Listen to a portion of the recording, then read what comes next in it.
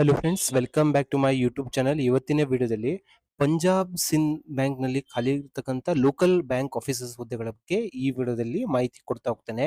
ನೀವೇನಾದ್ರೂ ಹೊಸಬರಾಗಿದ್ರೆ ನಮ್ಮ ಚಾನಲ್ ನ ಲೈಕ್ ಮಾಡಿ, ಶೇರ್ ಮಾಡಿ, ಸಬ್ಸ್ಕ್ರೈಬ್ ಮಾಡಿ. ಈ ಒಂದು ಆನ್ಲೈನ್ ಅಪ್ಲಿಕೇಶನ್ ನ ಬಂದ್ಬಿಟ್ಟು 31/3/2026 ಪ್ರಾರಂಭವಾಗಿದೆ.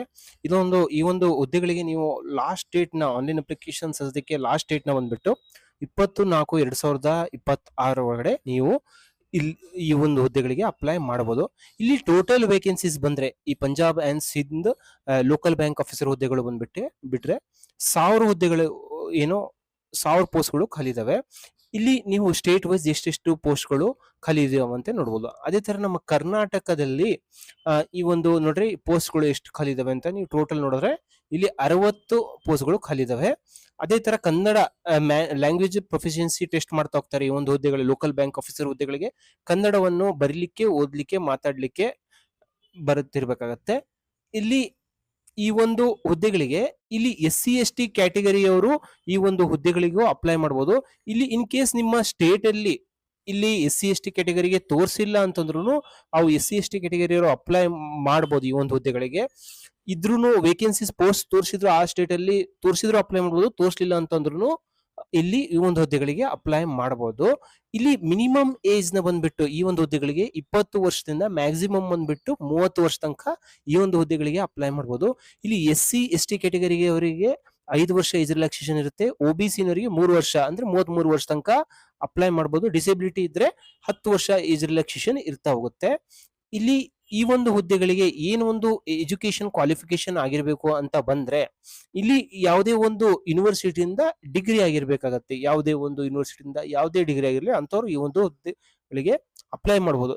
ಇಲ್ಲಿ ಏನಂದ್ರೆ ಈ ಒಂದು ಹುದ್ದೆಗಳಿಗೆ ಅಪ್ಲೈ ಮಾಡ್ತಿದ್ದೀರಾ ಅಂತಂದ್ರೆ ನಿಮಗೆ ಮಿನಿಮಮ್ 18 ಮಂತ್ ಇನ್ನು ವರ್ಕ್ ಎಕ್ಸ್ಪೀರಿಯನ್ಸ್ ಇರ್ಬೇಕಾಗುತ್ತೆ. ಯಾವುದೇ ತರಹದ ಕಮರ್ಷಿಯಲ್ ಬ್ಯಾಂಕ್ ಅಥವಾ ರೀಜನಲ್ ರೂರಲ್ ಬ್ಯಾಂಕ್ ಅಲ್ಲಿ, ರಿಸರ್ವ್ ಬ್ಯಾಂಕ್ ಆಫ್ ಇಂಡಿಯಾದ ಯಾವುದೇ ಒಂದು ಶಾಖದಲ್ಲಿ ಕಮರ್ಷಿಯಲ್ ಬ್ಯಾಂಕ್ ಆಗಿರ್ಲಿ, ರೂರಲ್ ಬ್ಯಾಂಕ್ ಅಲ್ಲಿ ಕೆಲಸ ಮಾಡಿರ್ತಕ್ಕಂಥ ಅನುಭವ ಇರಬೇಕಾಗತ್ತೆ. ಹಾಗೆ ಎಜುಕೇಶನ್ ಕ್ವಾಲಿಫಿಕೇಶನ್ ಹೇಳಿದಂಗೆ ಯಾವುದೇ ಒಂದು ಡಿಗ್ರಿ ಆದವರು ಈ ಒಂದು ಹುದ್ದೆಗಳಿಗೆ ಅಪ್ಲೈ ಮಾಡಬಹುದು. ಸ್ಕೇಲ್ ನ ಬಂದ್ರೆ ಇಲ್ಲಿ ಸ್ಯಾಲರಿ ಬಂದ್ರೆ ನಿಮಗೆ 48,000 ಪೇ ಸ್ಕೇಲ್ ನ ಬಂದ್ರೆ 48,480 ರಿಂದ ಇಲ್ಲಿ ಲಾಸ್ಟ್ ಏನಂತಂದ್ರೆ 85,920 ರೂಪಾಯಿ ತನಕ ಪೇ ಸ್ಕೇಲ್ ನ ಕೊಡ್ತಾ ಹೋಗ್ತಾರೆ. ಸೆಲೆಕ್ಷನ್ ಪ್ರೊಸೀಜರ್ ಬಂದ್ರೆ ಯಾವ ರೀತಿ ಇರುತ್ತೆ ಅಂತಂದ್ರೆ ನೀವು ಈ ಒಂದು ಹುದ್ದೆಗಳಿಗೆ ಅಪ್ಲೈ ಮಾಡಿದ್ರೆ ರಿಟರ್ನ್ ಟೆಸ್ಟ್ ಇರುತ್ತೆ, ಸ್ಕ್ರೀನಿಂಗ್ ಇರುತ್ತೆ, ಪರ್ಸನಲ್ ಇಂಟರ್ವ್ಯೂ ಇರುತ್ತೆ. ನೆಕ್ಸ್ಟ್ ಫೈನಲ್ ಮೆರಿಟ್ ಲಿಸ್ಟ್ ಬರ್ತಾ ಹೋಗುತ್ತೆ. ಅಲ್ಲಿ ಸೆಲೆಕ್ಟ್ ಆದವರಿಗೆ ಏನಂತಂದ್ರೆ ಲೋಕಲ್ ಲ್ಯಾಂಗ್ವೇಜ್ ಪ್ರೊಫಿಷಿಯನ್ಸಿ ಟೆಸ್ಟ್ ಮಾಡ್ತಾ ಹೋಗ್ತಾರೆ. ನೆಕ್ಸ್ಟ್ ಫೈನಲ್ ಸೆಲೆಕ್ಷನ್ ಇರುತ್ತೆ. ಇಲ್ಲಿ ರಿಟರ್ನ್ ಟೆಸ್ಟ್ ಯಾವ ರೀತಿ ಇರುತ್ತೆ ಅಂತ ಬಂದ್ರೆ ಇಲ್ಲಿ ಯಾವ ರೀತಿ ಇರುತ್ತೆ ಅಂತಂದ್ರೆ ಬಂದ್ರೆ ಇಲ್ಲಿ ಟೋಟಲ್ ಇಂಗ್ಲಿಷ್ ಲ್ಯಾಂಗ್ವೇಜ್ ನ 30 ಕ್ವಶನ್ಸ್ ಇರುತ್ತೆ, 30 ಮಾರ್ಕ್ಸ್ ಇರುತ್ತೆ. ಮೀಡಿಯಂ ಎಕ್ಸಾಮಿನೇಷನ್ ಬಂದ್ಬಿಟ್ಟು ಇಂಗ್ಲಿಷ್ ನಲ್ಲಿ ಮಾತ್ರ ಇರುತ್ತೆ, ಇಂಗ್ಲಿಷ್ ಅಥವಾ ಹಿಂದಿಯಲ್ಲಿ ಇರುತ್ತೆ. ಇಲ್ಲಿ 30 ನಿಮಿಷಗಳ ಕಾಲ ಟೈಮ್ ಡ್ಯೂರೇಷನ್ ಇರುತ್ತೆ. ಬ್ಯಾಂಕಿಂಗ್ ನಾಲೆಜ್ ನ ಬಂದ್ಬಿಟ್ಟು 40 ಕ್ವಶನ್ಸ್ ಇರುತ್ತೆ, 40 ಮಾರ್ಕ್ಸ್ ಇರುತ್ತೆ. English and Hindi language medium ಅಲ್ಲಿ ಇಂಗ್ಲಿಷ್ ಅಂಡ್ ಹಿಂದಿ ಲ್ಯಾಂಗ್ವೇಜ್ ಅಲ್ಲಿ ಮಾತ್ರ ಈ ಎಕ್ಸಾಮ್ ನ ಬರೀಬಹುದು. 40 ಮಿನಿಟ್ಸ್ ಗಳ ಕಾಲ ಡ್ಯೂರೇಷನ್ ಇರುತ್ತೆ. ಜನರಲ್ ಅವೇರ್ನೆಸ್ ಎಕಾನಮಿ ಇರುತ್ತೆ, 30 ಕ್ವಶನ್ಸ್ 30 ಮಾರ್ಕ್ಸ್ ಇರುತ್ತೆ. ಇದು ಮೀಡಿಯಂ ಬಂದ್ಬಿಟ್ಟು ಇಂಗ್ಲಿಷ್ ಅಥವಾ ಹಿಂದಿಯಲ್ಲಿ ಬರೀಬಹುದು, 30 ನಿಮಿಷಗಳ ಕಾಲ ಇರುತ್ತೆ. ಕಂಪ್ಯೂಟರ್ ಆಪ್ಟಿಟ್ಯೂಡ್ ಬಂದ್ಬಿಟ್ಟು 20 ಕ್ವಶನ್ಸ್ 20 ಮಾರ್ಕ್ಸ್ ಇರುತ್ತೆ. ಅದನ್ನು ಇಂಗ್ಲಿಷ್ ಮತ್ತೆ ಹಿಂದಿಗಳಿಗೆ 120 ಕ್ವಶನ್ಸ್ 120 ಮಾರ್ಕ್ಸ್ ಇರುತ್ತೆ. ಟೋಟಲ್ ಬಂದ್ಬಿಟ್ಟು 2 ಗಂಟೆಗಳ ಕಾಲ ಇರುತ್ತೆ.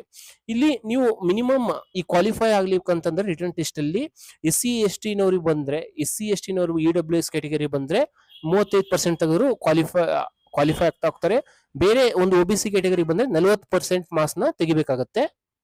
ಈ ಒಂದು ಹುದ್ದೆಗಳಿಗೆ ಎಕ್ಸಾಮಿನೇಷನ್ ಸೆಂಟರ್ ನ ನಮ್ಮ ಕರ್ನಾಟಕದಲ್ಲಿ ನೋಡೋದಿದ್ರೆ ಈ ಒಂದು ಹುದ್ದೆಗಳಿಗೆ ಅಪ್ಲೈ ಮಾಡಿದ್ರೆ ಬೆಂಗಳೂರು, ಮೈಸೂರು, ಹುಬ್ಬಳ್ಳಿ, ಧಾರವಾಡ, ಶಿವಮೊಗ್ಗದಲ್ಲಿ ಈ ಒಂದು ಹುದ್ದೆಗಳ ಆನ್ಲೈನ್ ಎಕ್ಸಾಮ್ ನ ಮಾಡ್ತಾ ಹೋಗ್ತಾರೆ. ಈ ಒಂದು ಹುದ್ದೆಗಳಿಗೆ ನೀವು ಫೀಸ್ ನ ಬಂದ್ರೆ ಇದು ಒಂದು ಹುದ್ದೆಗಳಿಗೆ ಇಲ್ಲಿ SC/ST PWD ಕ್ಯಾಂಡಿಡೇಟ್ಸ್ ಬಂದ್ಬಿಟ್ಟು 100 ರೂಪಾಯಿ ಫೀ ನ ಕಟ್ಟಬೇಕಾಗುತ್ತೆ, ಪ್ಲಸ್ ಟ್ಯಾಕ್ಸಸ್ ನ ಮತ್ತೆ ಗೇಟ್ವೇ ಚಾರ್ಜಸ್ ನ ಕಟ್ಟಬೇಕಾಗುತ್ತೆ.